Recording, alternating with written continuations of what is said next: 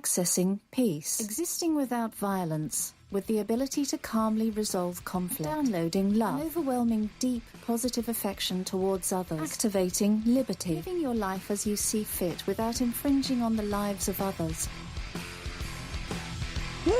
Welcome to Peace, Love, Liberty Radio. Online at fppradio.com. I am your host, Darryl W. Perry, the Liberty Penguin, the Wombat, the uncut cocaine of libertarianism.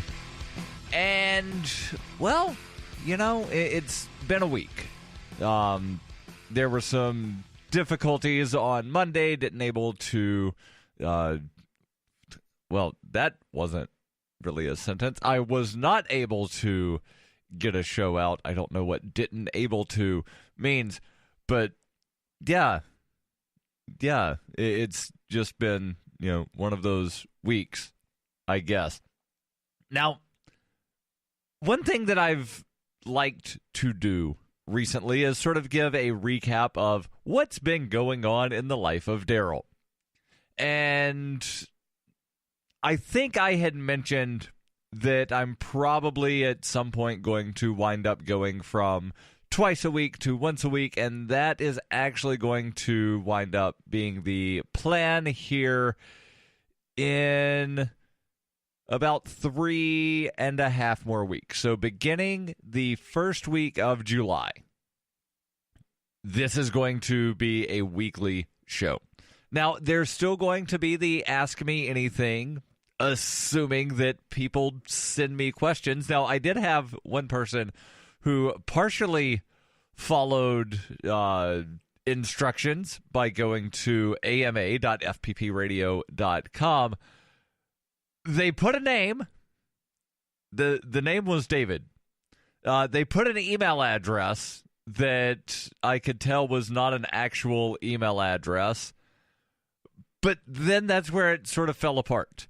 And they just put a random string of characters where you would put the question. And, well, I don't know how to interpret that random string of characters because it was not words. So, David, please try again.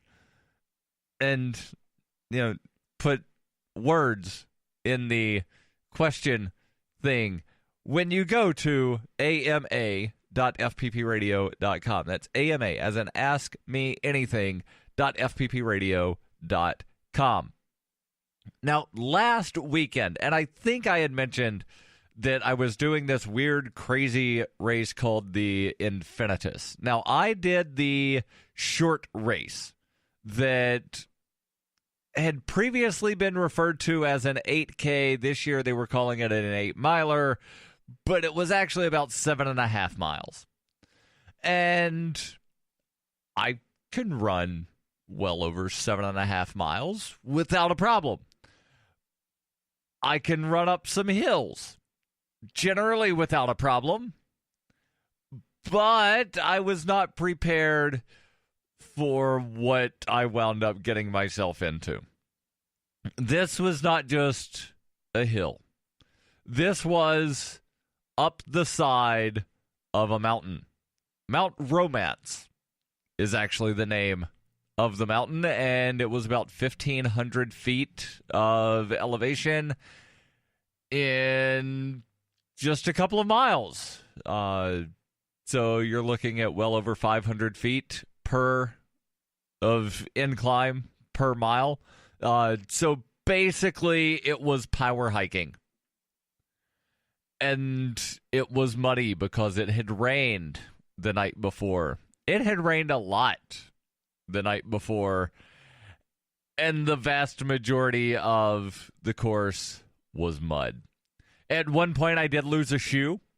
Luckily, the shoe did not stick in the mud, so that I was able to quickly put my foot back in my shoe and continue doing something akin to running for a little bit until I had to power hike again. And then on the downhill, that was also pretty tricky because trying to keep your footing in mud not exactly the easiest thing to do. And so I wound up, I finished. And yeah, like I said, I did the easiest of the races. There were actually 2 finishers for the craziest race that they have as part of the Infinitus series.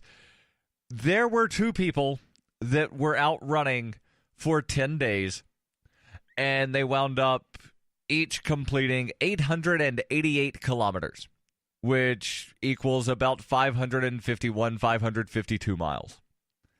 And that's just insane to me, especially on that course. And I only was on part of the course. I was only on the first 7.5 miles of the course. And then there was another side of the course that was about 20 miles, so that if you did the full figure 8, you wound up completing a marathon.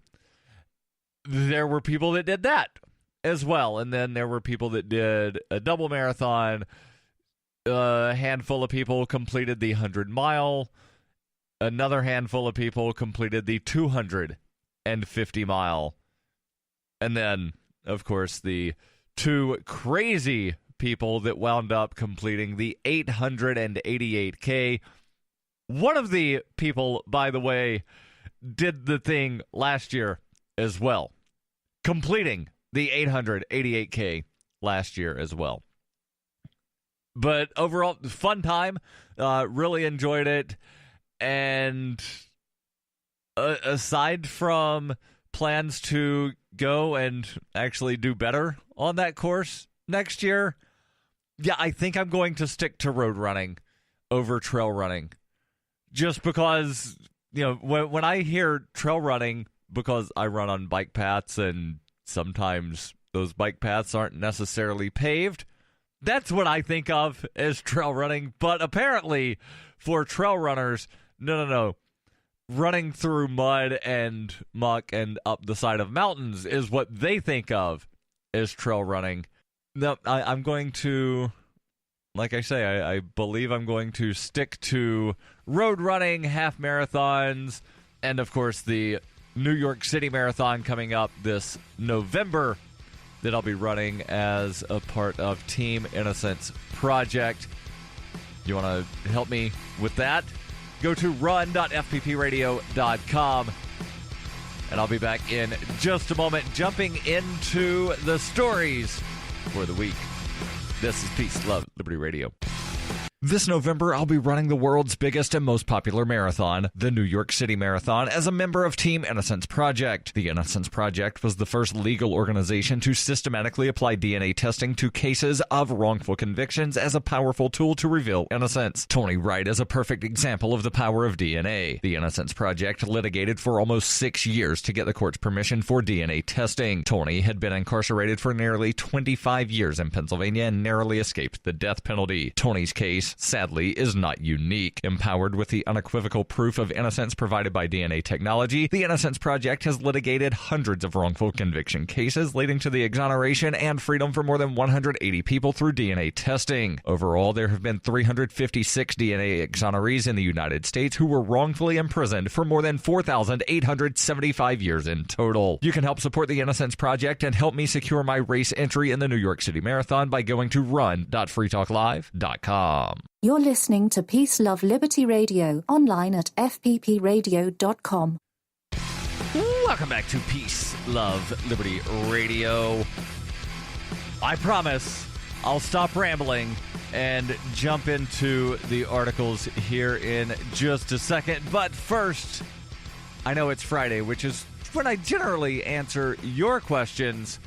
But like I said, the only question that I got was some incoherent string of characters, so allow me to ask you a question ever so briefly. Are you an advocate for free market money? Do you use cryptocurrency, like Bitcoin, as an alternative to the fiat-centric stuff, that government-issued stuff that they decree this is money and you have to accept? Do you like alternatives to that? I do. And again, if you use Bitcoin and other cryptocurrencies, then you need Spend a Bit. Spend-A-Bit is the search engine for things you can buy with Bitcoin. Spend-A-Bit aggregates millions of products from thousands of Bitcoin-enabled merchants. Keep your money in the free economy. Spend-A-Bit. Use my affiliate link, spendabit.fppradio.com. That's spendabit.fppradio.com. And if you're a Bitcoin-accepting merchant, like I am, ask about their merchant suite to reach even more customers. Spendabit.fppradio.com. That's spend-a-bit, all one word, spendabit.fppradio.com. Now, jumping into the, I don't want to say news because it's not news, but the topic of the week here, it's from Runner's World. And headline, why wallowing just a little bit can help you bounce back from injury. Now, if you've listened to the show for a while, and if you're a longtime listener, you know that the show has gone through many different iterations. But if you've listened over the past several months, you may have recalled hearing me talk about the what I believe to be tendonitis in my ankle that I was dealing with back in, what was it, like March, I think? February, March, somewhere around there. And I wound up for about a week and a half not doing anything at all as far as physical activities. And it wound up being very mentally challenging for me, especially considering that over the last couple of years, when I started getting back in shape and taking care of myself, I had, for the most part, been doing some kind of physical activity on an almost daily basis. So to have a week and a half where I did nothing physical was very, very strange. So again, article here from Runner's World. It begins, Ali Kiefer was coming off a breakthrough 5th place finish at the New York City Marathon and 7 weeks of hard training in Kenya when her foot started hurting. An X-ray and MRI in early March revealed a stress fracture. She had to withdraw from the New York City Half Marathon in March and the London Marathon in April. She did not hide her disappointment from her support system or on social media. Kiefer said, "My mom has always kind of taught me that you shouldn't hide your feelings, that you should just kind of let it out. If you're sad, just cry. There's no shame in showing the truth." The mere fact of admitting that her injury was a bummer may work to her advantage, according to a new study published in the Journal of Applied Sports Psychology. British researchers found athletes who discussed their feelings, including the not-so-happy ones, were more likely to take something positive out of the experience of being hurt. Study author Jade Salim, lecturer in sports psychology at St. Mary's University in London, he also has a PhD, says, quote, "I think we're from a generation where we bottle things up and we never tell anyone how we feel." I'm going to pause here to say that, yeah, that's mostly true. And a lot of that is because of the way that people my age, probably a little older, probably a little younger as well, were raised of, "Oh, you're going to cry? I'll give you something to cry about." We were raised to not show emotions, except for maybe happy, maybe angry, depending on the circumstance. But, oh, sad? Yeah, you don't show sad. You hold sad in. And that may be leading to a whole host of other issues that I do not believe I am qualified to discuss. And I'll just leave it at that, other than to say that in a somewhat related and probably very related story, the CDC, that's the Centers for Disease Control and Prevention, wound up posting, or not posting, but releasing some statistics just yesterday showing that the suicide rate in the United States has increased by about 30%. And do I think that some of that, and I know I said I'm probably not qualified to discuss this, but I'm going to just go ahead and ask the question anyway.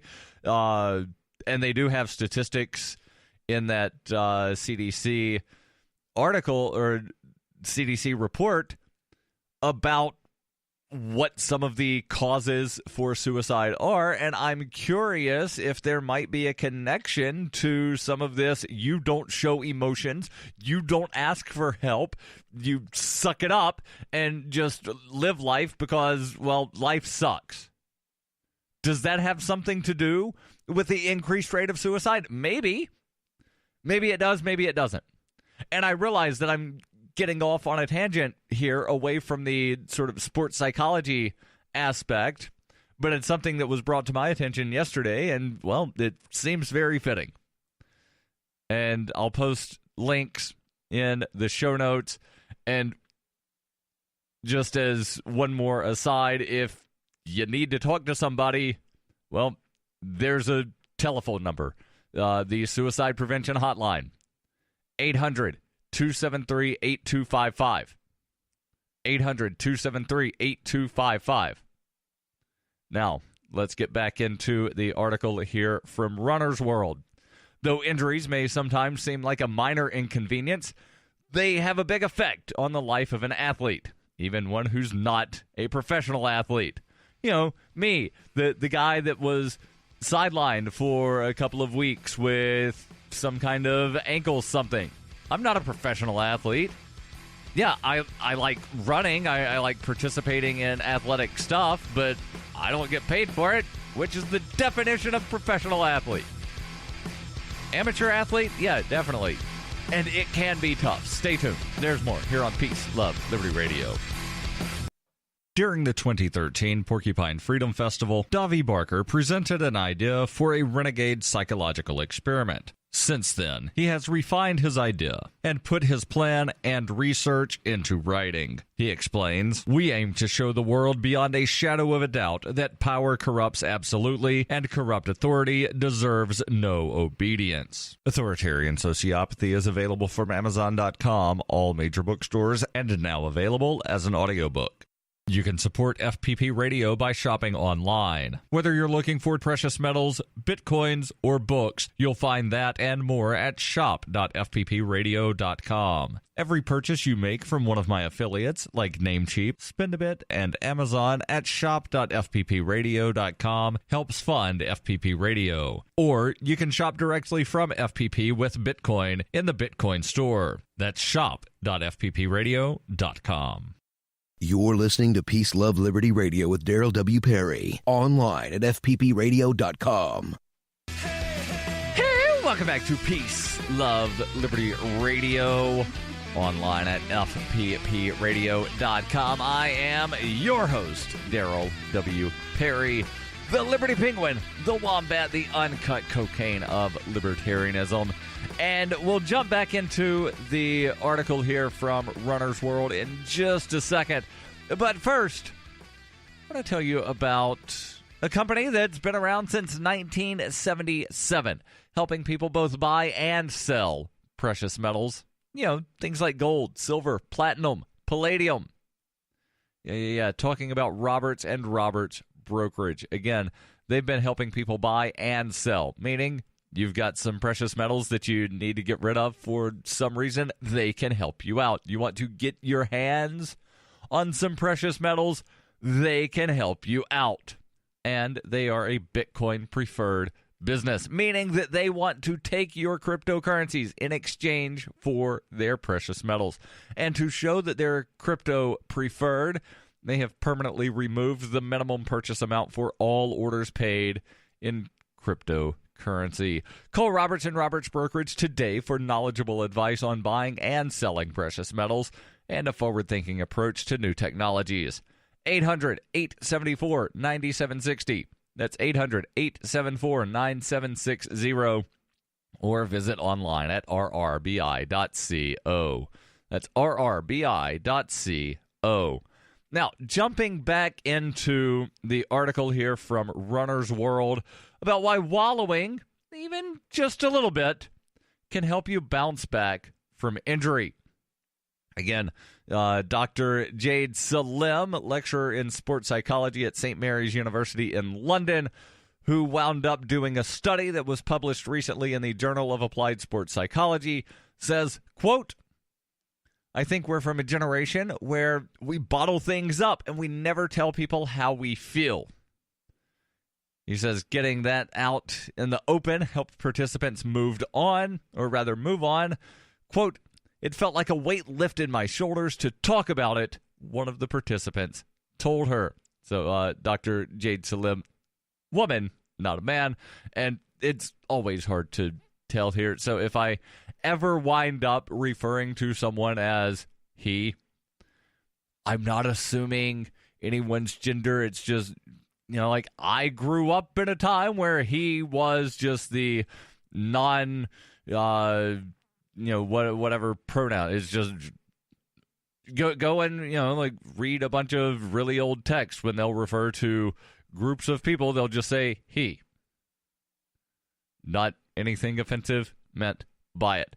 Continuing on, scientists are still working on a precise definition of what they call sports injury-related growth. But Dr. Salim says it includes positive changes that come from injury, both inside and outside of sports. For example, more mental toughness or physical strength, better relationships, and increased empathy. Empathy, that wonderful thing that so many libertarians seem to not have because reasons. Continuing on, to assess how revealing your emotions affects it, Salim and her colleague Ross Wadey, Ph.D., recruited 45 athletes across sports from all levels, from recreational to international competitors who had been sidelined for at least 4 weeks. The group already had a built-in disadvantage in coping, all measured low in a personality trait called hardiness, a type of resilience that helps people see opportunity in life's challenges. 1/3 of the participants were assigned to write about their deepest thoughts and feelings regarding the injury.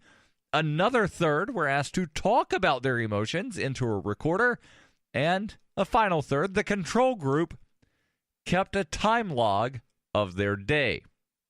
After 4 weekly 20-minute sessions, the athletes who talked about their woes experienced the most growth based on the researchers' assessments of their transcripts as well as later interviews. Quote, they worked a lot of things out for themselves, Salim says. For instance, they reflected on how grateful they were for a support of family or a team member or for their own resilience. A common refrain was, I'm a lot stronger than I realized. The findings align the whole idea behind psychotherapy that talking about things can make them better.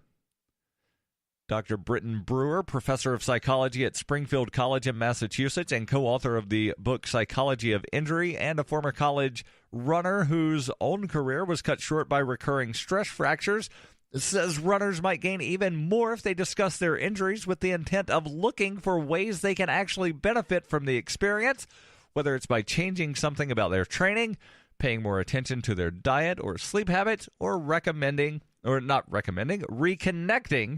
with their motivations. Carrie Jackson Cheadle, a mental skills coach in Petaluma, California, and author of On the Top of Your Game, Mental Skills to Maximize Your Athletic Performance, says, what's amazing is that some of the athletes I've worked with through injury, they've come back to the sport even stronger, both physically and mentally, because of the work they did through the injury process. Journaling helped as well. Again, 1/3 of participants in this study were asked to journal. A third were, well, what's the thing up here? I've got to skip back up a little bit. 1/3 were assigned to write about their feelings, so that's the journaling group. Another third talked about their emotions, and a third control group just kept a time log of their day. Journaling and talking wound up helping. Participants in the writing group reported fewer negative emotions and more positive ones by the end of the study. However, they didn't experience quite the same degree of growth, and we'll get into that here in moments on Peace, Love, Liberty Radio. In 1999, Darryl W. Perry began a search for traditional values, which led him down a path to the ideas of liberty. He tells the story in A Rebel's Journey, My Path to Liberty. Of the book, Dr. Brian Sovereign says, sometimes it's funny, and sometimes I think it's crazy, but it's always authentic. Find A Rebel's Journey, My Path to Liberty by Darryl W. Perry on Facebook, read reviews on Amazon, ask for A Rebel's Journey wherever books are sold, or visit arebelsjourney.com. It is the year 91,001 BCE. Witness humanity's origins in Hyperchronius, a classic role-playing game for Windows PCs, with a story like no other game before. A liberty-oriented experience that is not to be missed. Go to ZOG.Ninja to get your copy of Hyperchronius today. Use the code FPP to get $1 off. Hyperchronius, ZOG.Ninja, code FPP. Hey, this is Scott from the ANCAP Barbershop, and you're listening to Peace, Love, Liberty Radio with Darryl W. Perry. Welcome back to Peace, Love, Liberty Radio. We'll jump back into the article here in just a moment, but want to make sure that I tell you about Zencash. Zencash is an end-to-end encrypted system with zero-knowledge technology over which communications, data, or value can be securely transmitted and stored. With well over 11,000 secure nodes, Zencash has one of the most distributed secure node systems of any cryptocurrency. Zencash is a platform for cryptocurrency and communications built by voluntarists for voluntarists, with the ideas of voluntary interaction being written into the white paper no less than half a dozen times. And the Zencash wallet is available for Linux, Mac, Windows, and Android devices. Learn more at zencash.com. That's zencash.com. Jumping back into the article here from Runner's World, and yes, the full article will be, or rather the link to the article will be posted in the show notes, talking about this study of athletes that had been sidelined for about 4 weeks or more. The article says that those in the journaling group, they experienced some benefits as well, but it wasn't to the same level as those that talked to a therapist. In part, that's likely because people talk faster than they write. The verbal group spoke about 3 times as many words as the written group was able to put on paper, meaning they might not have gotten as far in making sense of their story. What's more, many participants said that they struggled to fill a blank page or find their flow, meaning writing may work better when done under the guidance of someone trained to offer prompts. Jackson Cheadle uses both writing and audio recording exercises with her injured athletes depending on what they prefer. Either way, making notes of your emotions, even if you never listen to or read them, allows you to process them and move on. Salim says athletes can use a recorder on their own if they don't feel comfortable confiding in anyone else. Eventually, though, it's even better to discuss your feelings with friends, family, or a sports psychology professional. As for Kiefer, she's the athlete that we began talking about. She's already come to view her injury as an opportunity to address her weaknesses and come back even stronger. 2 months later, she tweaked her diet, tweaked her training and biomechanics, and will race for the first time at the Freehofers Run for Women 5K in June in Albany, New York. The timing of her injury and subsequent comeback may even help her as she eyes the Olympic marathon trials in 2020. Sharing ups and downs on social media and with her coach and other confidants has kept her injury and recovery in context. Quote, "It's therapeutic. Maybe I can't fix my bones by talking about it, but I can definitely fix my emotional side by talking about that." Don't forget, every Friday, I answer your questions. ama.fppradio.com. The podcasts of FPP Radio are licensed under Copy Heart. We believe that copying is a form of flattery and do not abide by the copyright laws. Those laws serve to restrict the flow of ideas which no one can really own. Copying is an act of love. Love is not subject to law. If you enjoy the show, consider joining the Fans program and get perks like ad-free versions of Peace, Love, Liberty Radio and FPP Radio News, and also get a copy of the monthly newspaper FPP News. To learn more or to join the Fans program, visit fans.fppradio.com.